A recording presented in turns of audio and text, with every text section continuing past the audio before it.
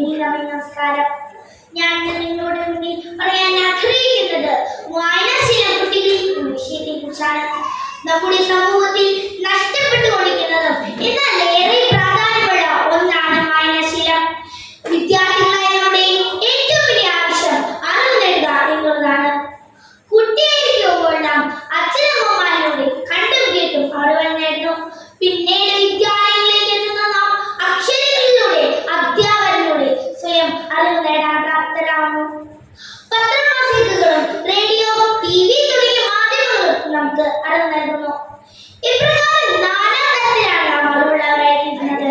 എന്നാൽ ഈ പറഞ്ഞതിൽ ഏറ്റവും പ്രധാനപ്പെട്ട ഒരു മാർഗമാണ് വായന. അതെ, ശരിയായ വായനാശീലത്തിലൂടെ മാത്രമേ അറിവിന്റെ ജാലകങ്ങൾ തുറക്കാൻ നമുക്ക് സാധിക്കുകയുള്ളൂ.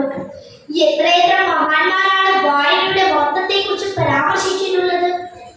മലയാളത്തിന്റെ പ്രശസ്ത കവി കുഞ്ഞുണ്ണി മാഷ് വായനയെ വിശേഷിപ്പിക്കുന്നത് മനുഷ്യന്റെ വാസനയെ വളർത്തിയെടുക്കാനുള്ള വളമായിട്ടാണ്. വായനാശീലം കുറഞ്ഞവരെയധികം നടന്നതിലൂടെ പറയുന്നത് വായിച്ചാലും വളരും, വായിച്ചില്ലെങ്കിലും വളരും.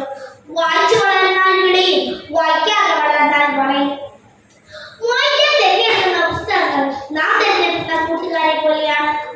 നല്ല പുസ്തകങ്ങൾ തിരഞ്ഞെടുത്ത് അതിന്റെ അർത്ഥവും ആശയവും കണ്ടെത്തി വേണം വായിക്കുവാൻ. വായിച്ച കാര്യങ്ങൾ നമ്മുടെ മനസ്സിലേക്ക് കൊണ്ടുവരുമ്പോൾ നമ്മുടെ ചിന്താശേഷി വർദ്ധിക്കുന്നു. ഇത് കുട്ടികളുടെ മാനസികവും ബുദ്ധിപരവുമായ വളർച്ചയ്ക്ക് കാരണമാകുന്നു. വായനാശീലത്തെ കുറിച്ച് പറയുമ്പോൾ ശ്രീ P.N. പണിക്കരെ കുറിച്ചാണ് നമ്മൾ അറിയുന്നത്. അദ്ദേഹത്തിന്റെ ജന്മദിനമായ ജൂൺ 19 നമ്മൾ വായനാ ദിനമായി ആചരിക്കുന്നത്. വായിച്ചു വളരുക, ചിന്തിച്ച് വിവേകം നേടുക എന്ന് കേരളത്തിലുടനീളം സഞ്ചരിച്ച് അദ്ദേഹം കുട്ടികളോട് ആഹ്വാനം ചെയ്തു. വായനയിലുള്ള താല്പര്യം വളർത്തുവാൻ കുഞ്ഞു കുട്ടികളായിരിക്കുമ്പോൾ തന്നെ കളിപ്പാട്ടങ്ങൾക്കൊപ്പം പുസ്തകങ്ങൾ വാങ്ങി നൽകുവാൻ മാതാപിതാക്കൾ ശ്രദ്ധിക്കണം.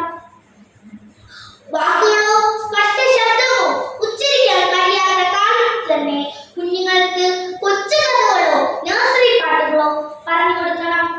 അങ്ങനെ ആശയങ്ങളെ ദൃശ്യമായി കാണുവാൻ കുട്ടികൾക്ക് സാധിക്കുന്നു. ഇനി മുതൽ നമുക്ക് വായിച്ചു തുടങ്ങാം, നമ്മുടെ സംസ്കാരം വളർത്താം, ജീവിത വിജയം കരസ്ഥമാക്കാം. ഇത്രയും പറഞ്ഞുകൊണ്ട് എന്റെ വാക്കുകൾ ഉപസംഹരിക്കുന്നു. നന്ദി, നമസ്കാരം.